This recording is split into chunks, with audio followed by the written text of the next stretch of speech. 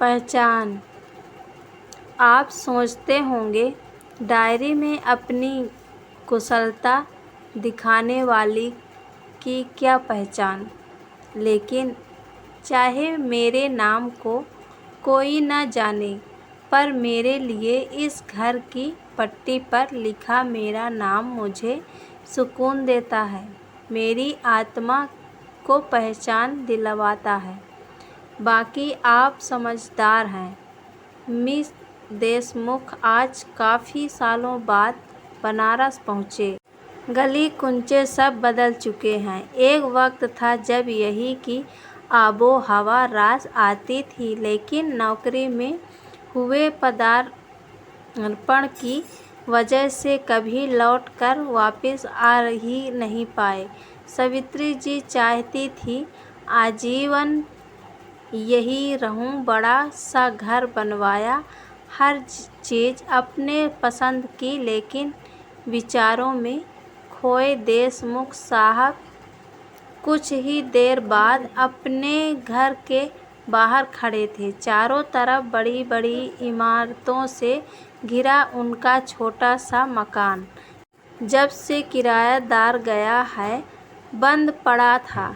दरवाजे पर पहुँचे ही धर्मपत्नी की याद आई। नेम प्लेट पर गर्द जम चुकी थी, अपने हाथों से साफ किया। देशमुख सदन देखते ही आंसू छलक पड़ा। नीचे लिखा था अनिरुद्ध देशमुख। सावित्री देशमुख। अनायास ही एक हंसी उनके चेहरे पर आ गई और मन अतीत के यादों में खो गया। सुनिए, नेम प्लेट पर मेरा नाम जरूर लिखवाइएगा। क्या? सावित्री देशमुख सदन है ना? और फिर तुम्हारा और मेरा किसी का भी नाम हो, फर्क ही क्या पड़ता है। मेरे नाम से भी तो तुम्हारी पहचान होती है। हम तुम अलग थोड़े ही हैं। लेकिन सावित्री जी हट कर बैठी थी। न जी न। देशमुख सदन में बसंती संध्या कोई भी रह सकती है। मेरा नाम मेरी पहचान है और ये घर मेरा वजूद है।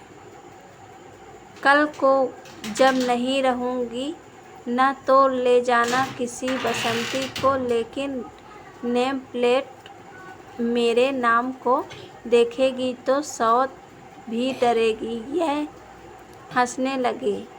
नेम प्लेट पर लिखा मेरा नाम मेरी पहचान रहेगा और फिर कभी कोई परिचित या डाकिया मेरे नाम से भी तो आवाज़ लगाएगा। क्या विझुल की बातें करती हो? हाँ हो तो तुम शर्मा जी के ही मित्र।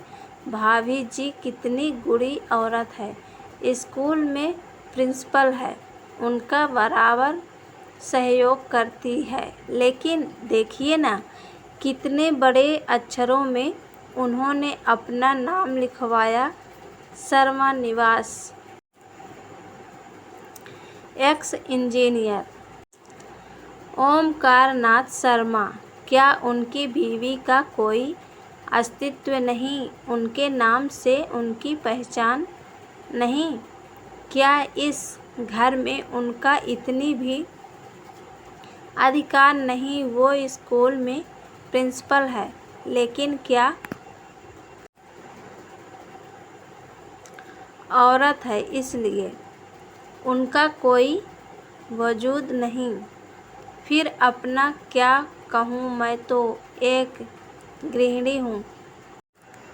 अदनसी लेखिका। आप सोचते होंगे, डायरी में अपनी कुशलता दिखाने वाली की क्या पहचान। लेकिन चाहे मेरे नाम को कोई न जाने, पर मेरे लिए इस घर की पट्टी पर लिखा मेरा नाम मुझे सुकून देता है, मेरे आत्मा को पहचान दिलवाता है। बाकी आप समझदार हैं। देशमुख साहब अतीत में खोए हुए थे कि बगल वाले घर से किसी ने आवाज़ दी, अंकल कुछ चाहिए?